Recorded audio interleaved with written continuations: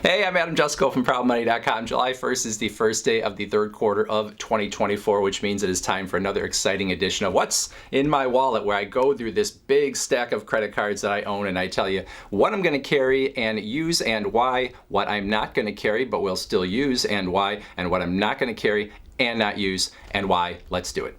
All right, let's start with the big three categories. If I'm getting 5% in rewards in these categories, then I'm feeling pretty good about myself, and this has been something I've been able to do for the past few quarters, so I feel pretty good about myself. So groceries is first.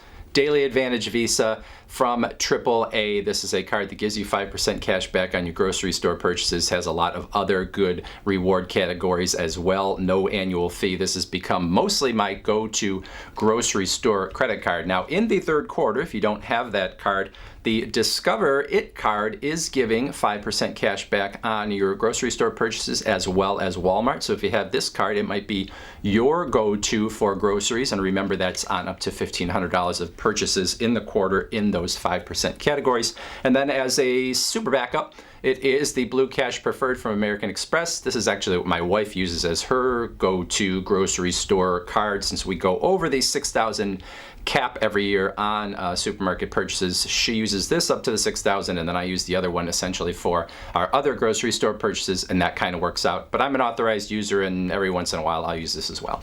Number two in the big three categories is gas, and the Chase Freedom Flex will be my choice in the third quarter. This is a rotating category card where you can get 5% in different categories each calendar quarter. For the third quarter, gas is one of them. So gas, electric vehicle charging, select live entertainment, movie theaters. You can get 5% cash back or 5 ultimate rewards points per dollar on your purchases in those categories in the third quarter on up to $1,500 worth of purchases in all of those categories. Combined, I probably won't max it out to that $1,500 level even with all of those categories, but this will be my 5% on gas.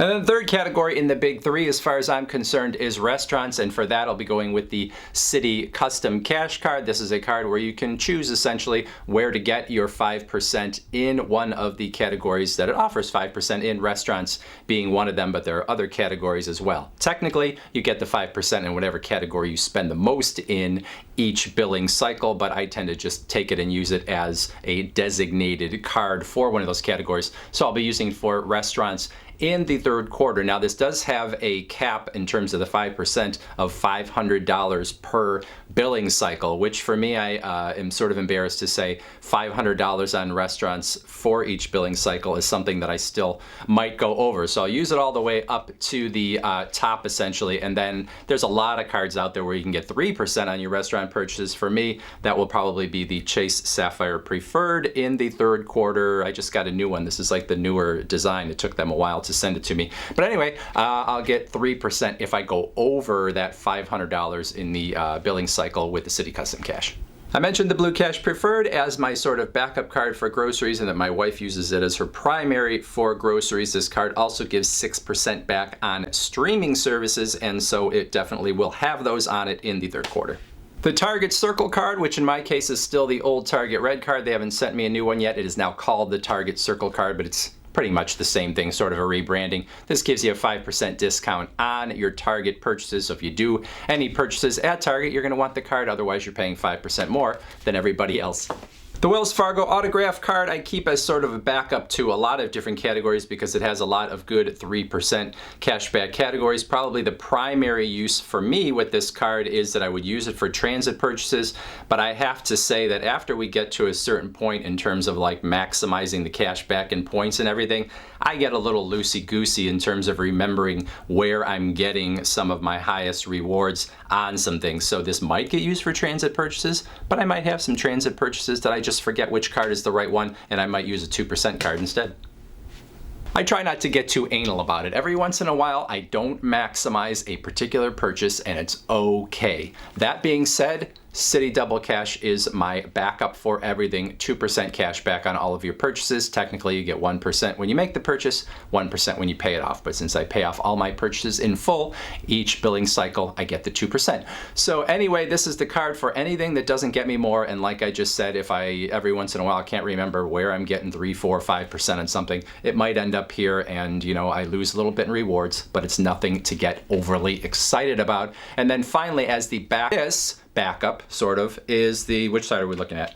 The Venture X from Capital One, which gives you 2 points per dollar on each purchase. I tend to go for the 2% cash back from the Citi Double Cash, but every once in a while, again, if I don't have it or I'm just not thinking straight, the Venture X card is what will come out. So those are the cards that I will actually carry in the third quarter. Now there are other cards that I have that will get use, but there's no reason for me to actually carry them around on my person. The first of those being the Amazon Visa, which is going to get me 5% in rewards on Amazon purchases. Since that's all online, there's no reason for me to carry that card around. The American Express Platinum card, I might use it on some travel purchases. I might use it on some of the Uber credits, but all of that stuff is going to happen online if I do it, so there's really no reason for me to carry that one around either. Now the Wells Fargo Autograph Journey, which I got not very long ago and have achieved the bonus for, I'm happy to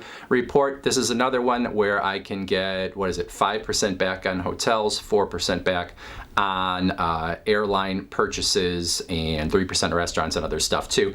This is a card that I might use again for travel purchases if it comes up, but I might not. And then finally, it is the Verizon Visa, which even though this is a very good card, even though I've just recently been complaining about it a little bit, this one is going to give me 2% back in rewards on my Verizon bill. Otherwise, there's no reason for me to carry it, even though it gives you 4% on gas and 4% on groceries, but I'm getting 5%, so. And then I do have some other cards that probably won't get used in the third quarter, and some of these I think may be in danger of closing down or already have closed down, but here's what they are. The Apple card, now this one is still open. I don't ever have any reason to actually use the Apple card. They recently sent me a replacement for the original, but it pretty much looks just like the original. I was hoping maybe they had changed the design or something like that, but I don't really have any reason to use that card, but some people swear by it. Now, I have told you recently about the Curve card that was supposed to be the one card to rule them all. This is now going away in the US. They either have closed or are about to close my account, so that one won't be on the next What's in My Wallet video.